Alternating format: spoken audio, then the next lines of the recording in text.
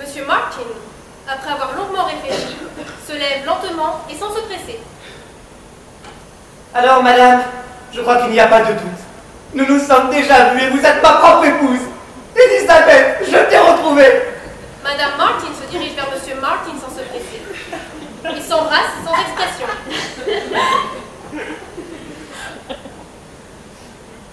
La pendule sonne une fois, très fort. Donald, c'est toi, darling.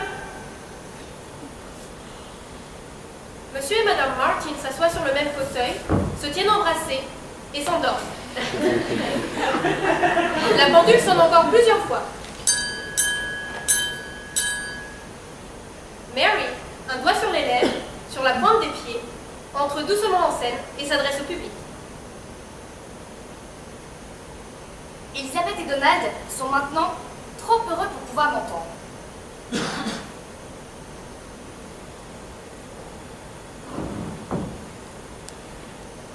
Je puis donc vous révéler un secret. Elisabeth n'est pas Elisabeth. Donald n'est pas Donald. En voici la preuve. L'enfant dont parle Donald n'est pas la fille d'Elisabeth. Ce n'est pas la même personne. L'enfant de Donald a un œil blanc et un œil rouge, tout comme la fillette d'Elisabeth. Mais, tandis que l'enfant de Donald a l'œil blanc à droite et l'œil rouge à gauche, l'enfant d'Elisabeth, lui, a l'œil rouge à droite et le blanc à gauche. Ainsi, tout le système d'argumentation de Donald s'écroule en se heurtant à ce dernier obstacle qui anéantit toute sa théorie. Malgré les coïncidences extraordinaires qui semblent être des preuves définitives, Donald et Elisabeth, n'étant pas les parents du même enfant, ne sont pas Donald et Elisabeth. Il a beau croire qu'il est Donald, elle a beau se croire Elisabeth. Il a beau croire qu'elle est Elisabeth, elle a beau croire qu'il est Donald. Il se trompe amèrement. Mais qui est le véritable Donald? Quelle est la véritable Elisabeth? Qui donc a intérêt à faire durer cette confusion?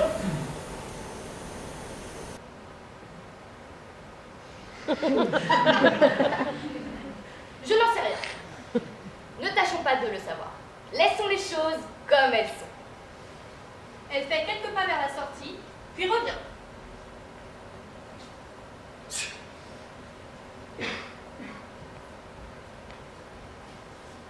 Mon vrai nom est Sherlock Holmes.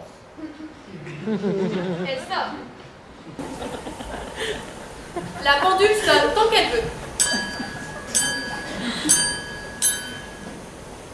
Après de nombreux instants, Monsieur et Madame Martin se séparent et reprennent leur place. Oublions, darling, tout ce qui ne s'est pas passé entre nous. Et maintenant que nous nous sommes retrouvés, tâchons de ne plus nous perdre et vivons comme avant. Oui, darling.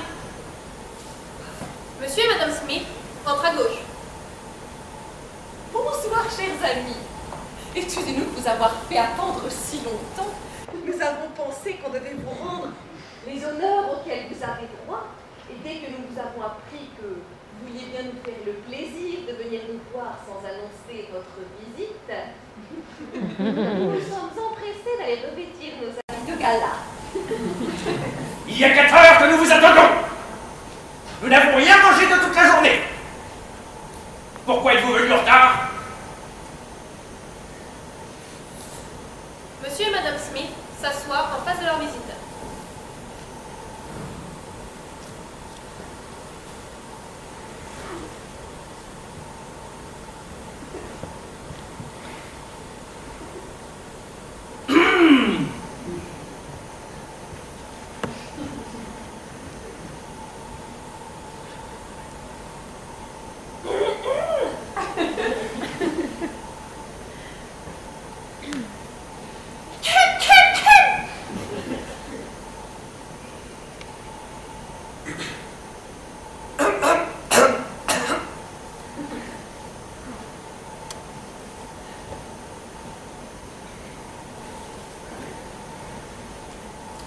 Oh, décidément,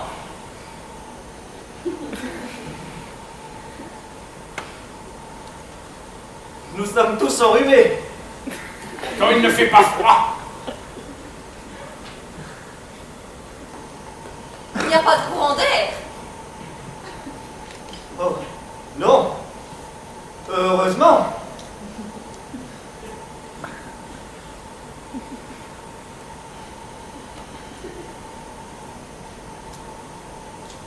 Ah là là là là là là.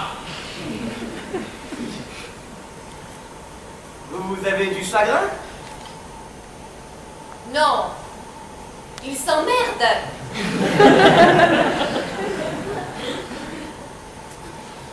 Oh, monsieur, à votre âge, vous ne devriez pas.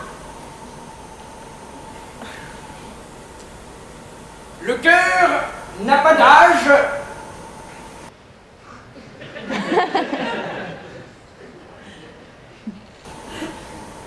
C'est vrai.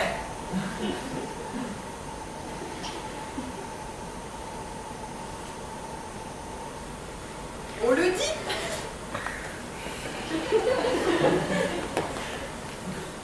On dit aussi le contraire.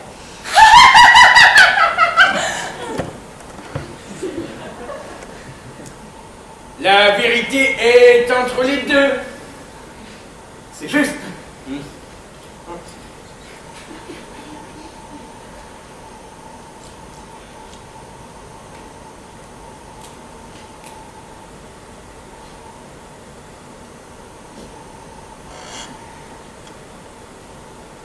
Vous qui voyagez beaucoup, vous devriez pourtant avoir des choses intéressantes à nous raconter.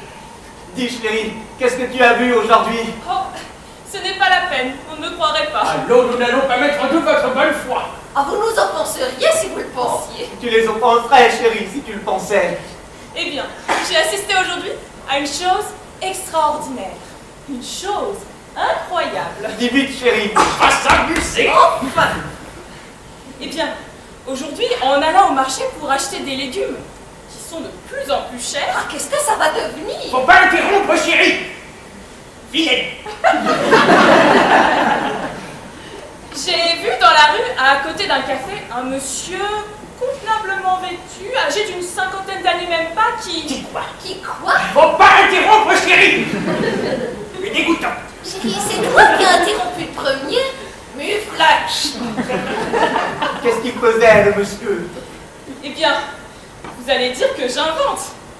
Il avait mis un genou par terre et se tenait penché. Oui, penché. Pas possible. Si, penché. Je me suis approchée de lui pour voir ce qu'il faisait. Eh bien, Il nouait les lacets de sa chaussure qui s'était défait. Fantastique. fantastique. Si ce n'était pas vous, je ne le croirais pas.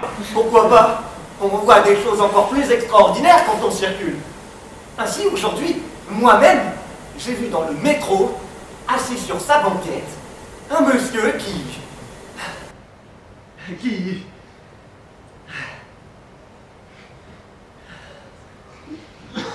lisait tranquillement son journal. Original! C'est sans doute le même. On entend sonner. Tiens, on sonne. Il doit y avoir quelqu'un. Je vais voir. Elle va voir. Elle ouvre et revient. Personne.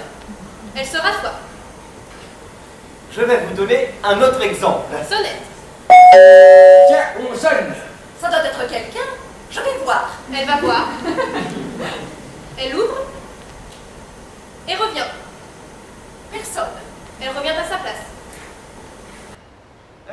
Tu disais que tu allais donner un autre exemple. Ah, oui. Sonnette. Tiens, on sonne. Et je ne vais plus ouvrir. Mais il doit y avoir quelqu'un. Et la première fois, il n'y avait personne. La deuxième fois non plus. Pourquoi crois-tu qu'il y aurait quelqu'un maintenant? Parce qu'on a sonné. Ce n'est pas une raison. Comment? Quand on sonne à la porte, c'est qu'il y a quelqu'un à la porte. Qui sonne pour qu'on lui ouvre la porte. Pas toujours. Vous avez vu tout à l'heure. La plupart du temps, si. Moi, quand je vais chez les gens, je sonne pour qu'on me laisse entrer. Je pense que tout le monde fait pareil, et que quand on entend sonner, c'est qu'il y a quelqu'un. Et cela est théorie, mais dans la réalité, les choses se passent autrement. Tu as bien vu tout à l'heure. Votre femme a raison. Oh, vous les femmes, vous vous défendez toujours l'une l'autre. Eh bien, je vais aller voir. Tu ne diras pas que je suis entêtée, mais tu verras qu'il n'y a personne. Elle va voir. Elle ouvre et revient. Tu vois, il n'y a personne. Elle se rassoit. Ah, ces hommes qui veulent toujours avoir raison et qui ont toujours tort. On entend de nouveau sonner. Tiens, on sonne, il doit y avoir quelqu'un. Ne m'envoie plus ouvrir la porte. Je l'ai vu, c'était inutile. L'expérience nous apprend que lorsqu'on entend sonner à la porte, c'est qu'il n'y a jamais personne. Jamais. Ah, ce n'est pas sûr. C'est même faux, la plupart du temps quand on entend sonner, c'est qu'il y a quelqu'un. Il ne veut pas s'en démordre. Mon mari aussi est très têtu. Il y a quelqu'un. Ce n'est pas impossible. Non. Si. Je te dis que non. En tout cas, tu ne me dérangeras plus pour rien. Si tu veux aller voir, vas-y toi-même. J'y vais. Oh, how do you do?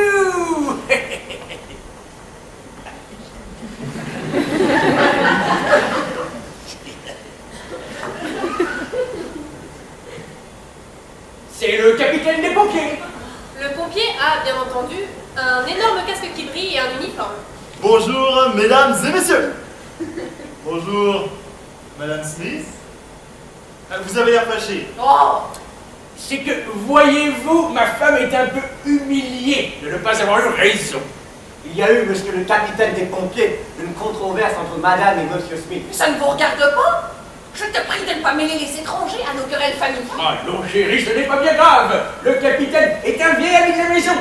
Sa mère me faisait la cour. Son père, je le connaissais. Il m'avait demandé la main de ma fille en mariage quand j'en aurais eu. Il est mort en attendant. Ce n'est ni sa faute à lui, ni la sienne. Enfin, de quoi s'agit-il? On se disputait parce que mon mari prétendait... Non, c'est toi qui prétendais. Oui, c'est elle. Non, c'est lui. Ne vous énervez pas. Racontez-moi ça, madame Smith.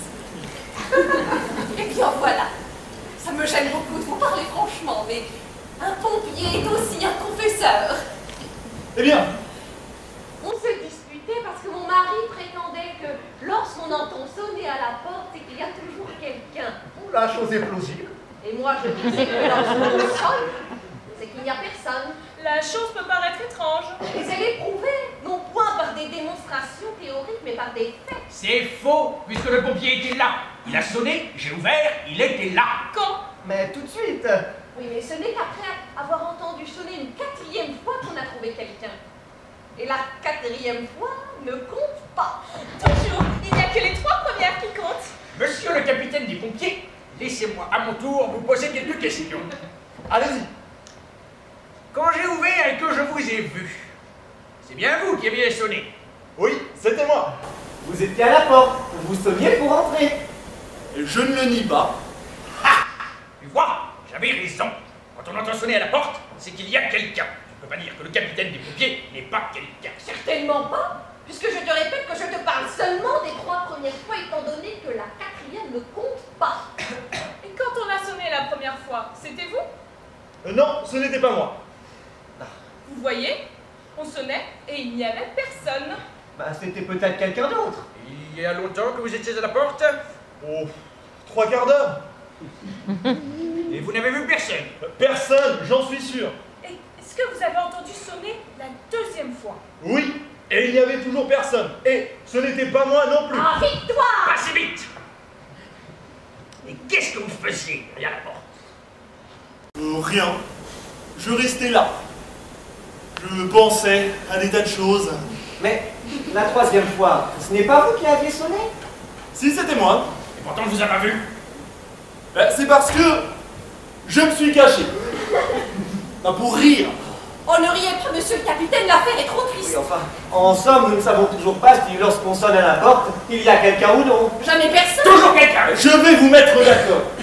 Vous avez un peu raison tous les deux. Quand on sonne à la porte, des fois il y a quelqu'un, d'autres fois il n'y a personne. Hein? Ça me paraît logique. Je le crois aussi. Les choses sont simples en réalité. Embrassez-vous. Oh, on s'est déjà embrassé tout à l'heure. Ils s'embrasseront demain. Ils ont tout le temps. Monsieur le capitaine, puisque vous nous avez aidé à mettre les choses au clair, mettez-vous à l'aise. Enlevez votre casque et asseyez-vous un instant. Excusez-moi, je ne peux pas rester longtemps. Je veux bien enlever mon casque, mais je n'ai pas le temps de m'asseoir. Je vous avoue que je suis venu chez vous pour tout à fait autre chose. Je suis en mission de service. Oh, mais qu'est-ce qu'il y a pour votre service, monsieur le capitaine? Je vais vous prier de bien vouloir excuser mon indiscrétion. Puis-je, devant eux, Oh, ne vous gênez pas. Nous sommes de vieux amis. Ils nous racontent tout. Dites. eh bien voilà. Est-ce qu'il y a le feu chez vous? Pourquoi nous demandez-vous ça? C'est parce que, excusez-moi, j'ai l'ordre d'éteindre tous les incendies dans la ville. Tous? Oui, tous. Je ne sais pas. Je ne crois pas. Voulez-vous que j'aille voir? Il ne devrait y avoir, ça ne sent pas le roussi. Vous êtes sûr? Même pas un petit feu de cheminée? Quelque chose qui brûle dans le grenier ou dans la cave? Un petit début d'incendie au moins. Écoutez, je ne veux pas vous faire de la peine, mais je crois que nous n'avons rien chez nous pour le moment. Mais je vous promets de vous avertir dès qu'il y aura quelque chose. N'y manquez pas, vous me rendriez service. C'est promis. Et chez vous, ça ne brûle pas non plus. Non, malheureusement. Les affaires vont plutôt mal en ce moment. Très mal en effet, il n'y a presque rien. Quelques bricoles, une cheminée, une grange. Rien de sérieux, ça ne rapporte pas. Et comme il n'y a pas de rendement, la prime à la production est très maigre. Mais rien ne va, c'est partout pareil. Le commerce, l'agriculture, cette année, c'est comme le feu, ça ne marche pas. Pas de blé, pas de feu. Et pas d'innovation non plus. Ah, mais il y a du sucre! C'est parce qu'on fait venir l'étranger. Pour les incendies, c'est plus difficile. Trop de taxes. Ah, il y a quand même. C'est assez rare aussi. Une asphyxie au gaz ou deux. Ah, ainsi, la semaine dernière, une jeune femme s'est asphyxiée. Elle avait laissé le gaz ouvert. Elle l'avait oublié? Non. Mais elle a cru que c'était son peigne. Ces confusions sont toujours dangereuses. Est-ce que vous êtes allé voir chez le marchand d'allumettes? Rien à faire. Il est assuré contre l'incendie. Allez donc voir de ma part le vicaire ou Watford. Je ne peux pas éteindre le feu chez les prêtres. L'évêque se fâcherait. Ils éteignent leur feu entre eux ou bien ils le font faire par des vestales. Ah, essayez-moi chez Durand. Je ne peux pas non plus. Il n'est pas anglais. Naturalisé seulement. Les naturalisés ont le droit d'avoir des maisons, mais pas celui de les faire éteindre si elles brûlent. Et pourtant, quand le feu s'y est mis l'année dernière, on l'a bien éteint quand même. Il a fait ça tout seul. Clandestinement.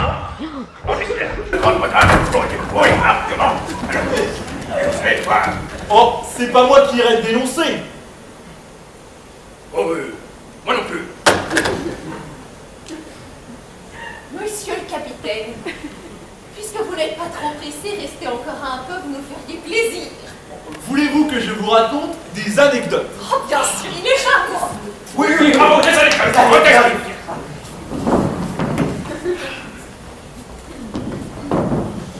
Et ce qui est encore plus intéressant, c'est que les anecdotes de pompiers sont vraies, toutes, et vécues. Ah bah, je parle de choses que j'ai expérimentées moi-même.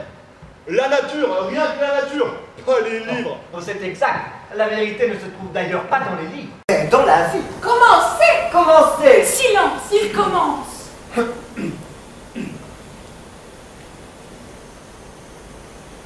Ah, ne me regardez pas comme ça, vous me gênez. Ah, vous savez que je suis timide. Oh, il est charmant. Bon, je vais tâcher de commencer quand même, mais promettez-moi de ne pas écouter. Mais si on n'écoutait pas, on ne vous entendrait pas. Je n'y avais pas pensé. Je vous l'avais dit, un gosse. Oh, Le cher enfant. Courage. Eh bien, voilà. Le chien et le bœuf, femme expérimentale. Une fois, un autre bœuf demande à un autre chien « Pourquoi n'as-tu pas avalé ta trompe ?»« Pardon, répondit le chien, c'est parce que j'ai cru que j'étais un éléphant. » Quelle est la morale? C'est à vous de la trouver. Il a raison. Une autre. Un jeune veau avait mangé trop de vers pilés. En conséquence, il fut obligé d'accoucher. Il mit au monde une vache. Mais comme le veau était un garçon, la vache ne pouvait pas l'appeler maman. Elle ne pouvait pas lui dire papa non plus, car le veau était trop jeune. Le veau fut alors obligé de se marier avec une personne et la mairie prit toutes les mesures édictées par les circonstances à la mode. À la mode de Caen. Comme les tripes. Ah, vous la connaissez donc? Elle était dans tous les journaux. Ça s'est passé pas loin de chez nous. Je vais vous en dire une. Le coq. fois un coq voulut faire le chien. Mais il n'eut pas de chance, car on le reconnut tout de suite. Ah, par contre, le chien qui voulut faire le coq n'a jamais été reconnu. Je vais vous en dire une à mon tour. Le serpent et le renard. Une fois, un serpent, s'approchant d'un renard, lui dit « Il semble que je vous connais. » Le renard lui répondit « Moi aussi. » Alors, dit le serpent, « Donnez-moi de l'argent. » Un renard ne donne pas d'argent, répondit le rusé animal, qui, pour s'échapper, sauta dans une vallée profonde, pleine de fraisiers et de miel de poule.